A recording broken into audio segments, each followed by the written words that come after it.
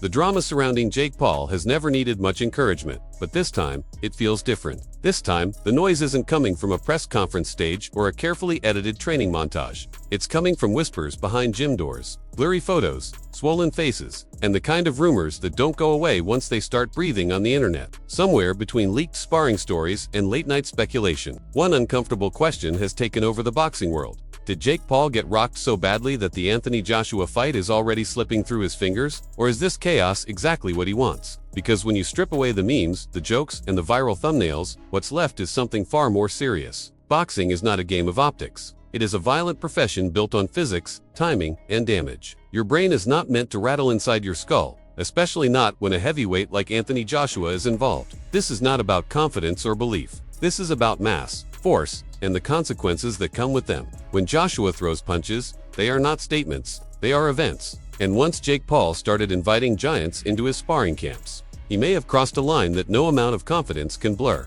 The shift happened quietly at first. One day Jake was working mitts with fighters his own size, drilling combinations, polishing footwork, building timing against speed and precision. The next day, reports surfaced that he was hunting for massive sparring partners, men whose shadows cover entire rings, fighters who don't just punch but displace air when they move. It was less find me a boxer and more find me a human obstacle. Suddenly, sparring stopped looking like preparation and started looking like a stress test for mortality. No one warned him that Anthony Joshua is not Gervonta Davis with a British accent. This is a completely different equation, and the boxing world noticed immediately. Fighters, trainers, analysts, and former champions all started saying the quiet part out loud. This isn't an exhibition. This isn't a novelty. This isn't a clever matchup designed to protect both sides. This is a professional heavyweight fight against a former two-time world champion who still carries terrifying power. Some called it fearless. Others called it reckless. Many called it a misstep born from ego. The consensus was clear. This fight made no sense unless money,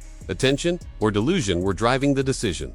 What makes it even more surreal is how different the storyline used to be. When Jake Paul flirted with the idea of fighting Gervonta Davis, the narrative at least followed some internal logic. Cruiserweight versus compact knockout artist. Power versus precision. Size versus speed. Jake sparring with someone like Shocker Stevenson made sense in that context. Shocker is slick, technical, elusive. He punishes mistakes with intelligence, not raw mass. That's a different kind of danger. That's the kind that humbles your ego, not rearranges your skeleton. But Anthony Joshua lives in a different category entirely. This is not about slipping punches or winning exchanges. This is about surviving impact. Joshua is the kind of heavyweight who makes grown men rethink their career choices after one clean shot. He doesn't need to outbox you for 12 rounds. He just needs a moment. And that's what makes the sparring rumors so unsettling. Because once you start hearing words like black eye, swollen face, and hard rounds, the fantasy cracks. The internet, of course, did what it always does. It sprinted ahead of facts. A mark on Jake's face became proof. A missed appearance became evidence.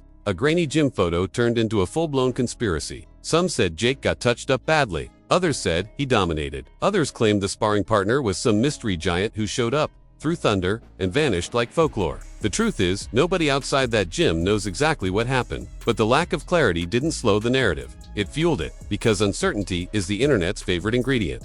Suddenly, phrases like pushing his limits stopped sounding inspirational. They started sounding like warnings, because pushing your limits against someone your own size is courage. Pushing them against a heavyweight whose walking weight could qualify as a separate division is something else entirely. Credit where it's due. Jake Paul isn't ducking the challenge emotionally. He's not pretending it's easy, but commitment doesn't neutralize physics. And at a certain point, belief has to negotiate with reality.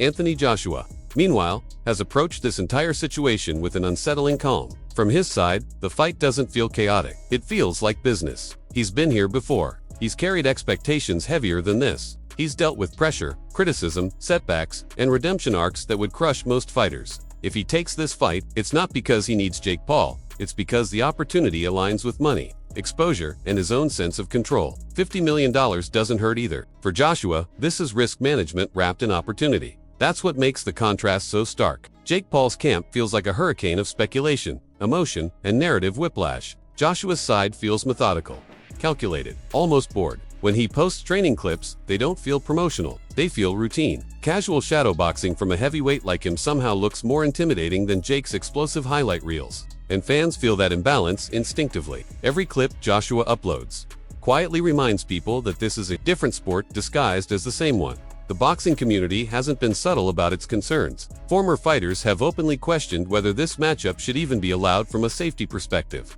Moving up weight divisions is dangerous, even for experienced professionals who've spent their entire lives absorbing punches. Jake Paul is doing it like someone speedrunning a video game without reading the tutorial. 1. Jump too far, too fast, and the consequences aren't cosmetic. They're neurological, permanent. That's not hate. That's reality. And yet, the most fascinating part of this entire saga is that Jake Paul might genuinely love the chaos. Attention is currency, and right now the black eye rumors might be the most effective promo he's ever had. You couldn't buy this level of speculation. Every rumor, every headline, every overanalyzed screenshot keeps the conversation alive. Is he hurt? Is he scared? Is he playing everyone? Is this all a master plan to inflate pay-per-view numbers? The fact that no one can agree is exactly why it's working. But there's a difference between loving chaos and controlling it. At some point, chaos starts asking for receipts. And the elephant in the room isn't the black eye, it's the scale. Jake Paul didn't just step up in competition, he stepped up in weight like someone fast-forwarded his boxing career with a cheat code. From fighting smaller opponents to facing a 6'6" heavyweight who walks around at nearly 250 pounds is not a progression, it's a leap of faith with bones attached. Half the internet sees bravery, the other half sees accidental fearlessness. Not because Jake doesn't believe in himself, but because belief doesn't stop momentum once it's moving toward your face. Anthony Joshua isn't just bigger, he's structurally different. His punches aren't just faster or stronger, they're heavier, they carry consequences that don't show up on screen. They show up weeks later, in silence. When the cameras are gone, that's why cancellation rumors are growing louder as fight night inches closer. Boxing fans have seen this movie before. A fight feels too dramatic to be real, and suddenly training camp complications appear. Business considerations surface, timelines shift, narratives pivot. It's not always cowardice. Sometimes it's clarity. Sometimes it's the realization that hype doesn't cushion impact. And Jake Paul, for all his confidence, is surrounded by people who understand that reality far better than Twitter does. The tension inside his camp must be suffocating. On the outside, everything looks loud and confident. Inspirational captions, explosive bag work, hype music. But internally, every serious fighter runs simulations. What happens if he gets clipped early? What happens if he can't move, Joshua? What happens if the size difference turns into exhaustion instead of dominance? None of those scenarios are relaxing, and fans feel that anxiety bleeding through the screen.